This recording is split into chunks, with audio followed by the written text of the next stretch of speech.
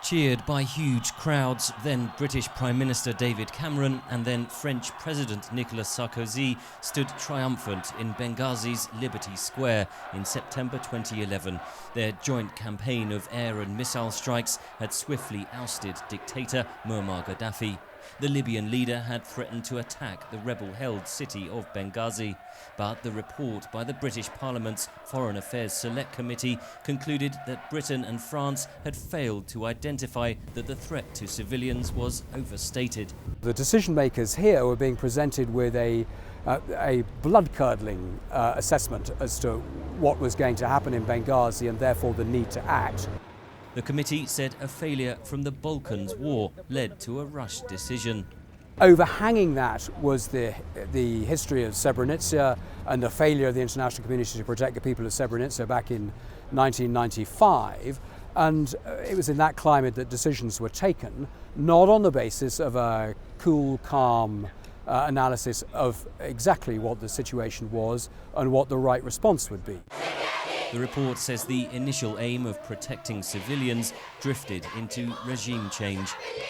One of the biggest mistakes that France and the UK made during the Libyan intervention was, first of all, to refuse to establish any real dialogue, any possibility of a compromise with the Gadhafi regime. So they changed the rules of engagement from protecting civilians to overthrowing the Gadhafi regime.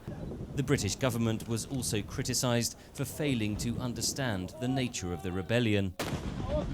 What happened afterwards was not surprising at all when you move from a one-man strong regime to a coalition of militias and political parties and municipalities with very little cohesion and no leadership. Nobody should be surprised that the country after that collapsed into chaos. David Cameron has since defended his action, saying the military action was requested by the Arab League and approved by the United Nations Security Council. But the chaos continues. Two rival administrations, one backed by the UN based in Tripoli, the other in the eastern city of Tobruk, signed a unity government deal in December, but there's been little progress in enforcing the agreement. The lawlessness has allowed Libya to become the main gateway for migrants trying to reach Europe.